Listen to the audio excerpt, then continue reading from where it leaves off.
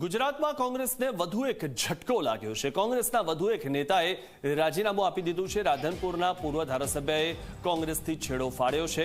રઘુ દેસાઈએ કોંગ્રેસમાંથી રાજીનામું આપ્યું। પોતાના સમર્થકોને સંગઠનમાં સ્થાન નહીં મળતા તેઓ નારાજ થઈ ગયા છે અને તેમણે રાજીનામું આપી દીધું છે। તો કોંગ્રેસને વધુ એક ઝટકો લાગ્યો છે અને ગુજરાતમાં કોંગ્રેસને જે આ વધુ એક ઝટકો લાગ્યો, કોંગ્રેસના વધુ એક નેતાએ રાજીનામું આપી દીધું। રાધનપુરના પૂર્વ ધારાસભ્યએ કોંગ્રેસથી છેડો ફાડી લીધો છે। રઘુ દેસાઈએ કોંગ્રેસમાંથી રાજીનામું આપ્યું અને તેનું જે કારણ છે તે સામે આવ્યું છે કે પોતાના સમર્થકોને સંગઠનમાં સ્થાન ન મળતા તેઓ નારાજ થયા અને તેમણે રાજીનામું આપી દીધું છે।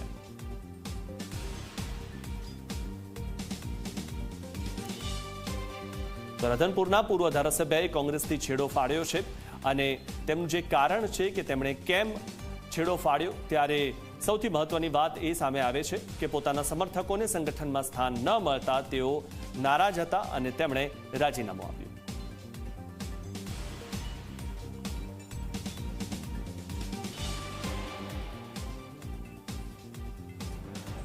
તો આ વિશે વધુ માહિતી મેળવીએ અમારા સંવાદદાતા ગૌરવ પટેલ પાસેથી।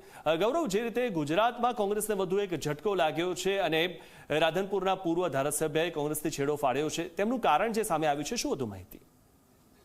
મિથુન, વાત કરીએ તો રઘુ દેસાઈ કે જેઓ પાટણના કોંગ્રેસના રાધનપુરના કોંગ્રેસના પૂર્વ ધારાસભ્ય રહી ચૂક્યા છે, તેઓ અનેકવાર અપક્ષ ચૂંટણી પણ લડી ચૂક્યા છે જ્યારે તેમને ટિકિટ નહોતી મળી। ત્યારે અત્યારે હાલ કોંગ્રેસમાં સંગઠન સર્જન અભિયાન ચાલુ રહ્યું છે, જે સંદર્ભે નીચેથી જે સેન્સ આવે એ પ્રમાણે પ્રમુખોની વરણી થતી હોય છે, તાલુકા હોય કે જિલ્લા હોય એ પ્રમાણે પ્રમુખની વરણી થતી હોય છે। જે પ્રમાણે પ્રાથમિક માહિતી મળે છે એ પ્રમાણે રઘુ દેસાઈનું એવું દબાણ હતું કે તેમના મત વિસ્તારના જે પણ કોઈ તાલુકા આવતા હોય તે તાલુકામાં તેમના નિર્દેશ પ્રમાણે જે તે પ્રમુખની નિમણૂક થવી જોઈએ। આ એક આંતરિક વિખવાદ કોંગ્રેસમાં ક્યારનો ચાલતો હતો, જે સંદર્ભે જે યોગ્ય નિમણૂકો એમના કહેવા પ્રમાણે મળવી જોઈએ તે મળી ન હોવાને કારણે તેમને રાજીનામું ધરી દીધું છે તેવી પ્રાથમિક માહિતી સૂત્રો દ્વારા મળી રહી છે।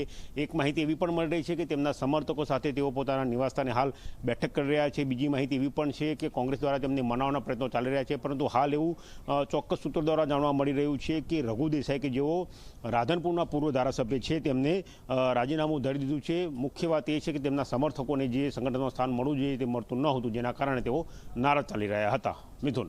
જી, આભાર ગૌરવ માહિતી આપવા બદલ। તો રઘુ દેસાઈએ કોંગ્રેસથી છેડો ફાડી લીધો છે। રઘુ દેસાઈએ કોંગ્રેસમાંથી રાજીનામું આપ્યું છે અને પોતાના સમર્થકોને સંગઠનમાં સ્થાન ન મળતા તેઓ નારાજ હતા અને તેમણે કોંગ્રેસથી છેડો ફાડી લીધો છે, તેમણે રાજીનામું આપી દીધું છે। કોંગ્રેસને વધુ એક ઝટકો લાગ્યો છે। તો રઘુ દેસાઈએ કોંગ્રેસમાંથી રાજીનામું આપી દીધું। કોંગ્રેસને વધુ એક ઝટકો લાગ્યો છે। કોંગ્રેસના અત્યાર સુધી ઘણા બધા નેતાઓ કોંગ્રેસ છોડીને જતા રહ્યા છે, તેમાં વધુ એક નેતા કોંગ્રેસને છોડીને ગયા। ગુજરાતમાં કોંગ્રેસને વધુ ઝટકો। કોંગ્રેસના વધુ એક નેતાએ રાજીનામું આપ્યું। અત્યાર સુધી ઘણા બધા જે ગુજરાત કોંગ્રેસના નેતાઓ છે તે કોંગ્રેસ છોડીને ગયા છે, ત્યારે રાધનપુરના પૂર્વ ધારાસભ્યએ કોંગ્રેસથી છેડો ફાડ્યો છે અને તેમનું જે કારણ સામે આવ્યું તે એ છે કે પોતાના સમર્થકોને સંગઠનમાં સ્થાન ન મળતા તેઓ ઘણા સમયથી નારાજ હતા અને તે નારાજગી તેમણે આ રીતે દર્શાવી છે। તેમણે રાજીનામું આપીને પોતાની નારાજગી દર્શાવી છે। તો ગુજરાતમાં કોંગ્રેસને વધુ એક ફટકો પડ્યો છે, વધુ એક નેતા કોંગ્રેસે ખોયા છે।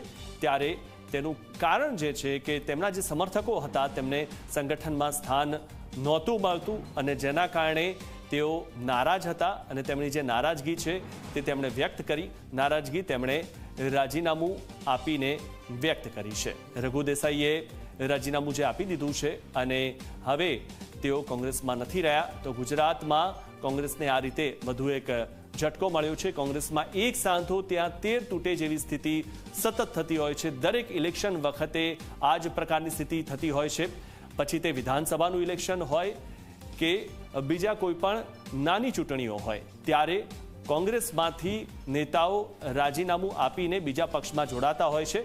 હવે તેમના માટે એક ઓપ્શન છે કે ભાજપ અથવા તો આમ આદમી પાર્ટીમાં જોડાય।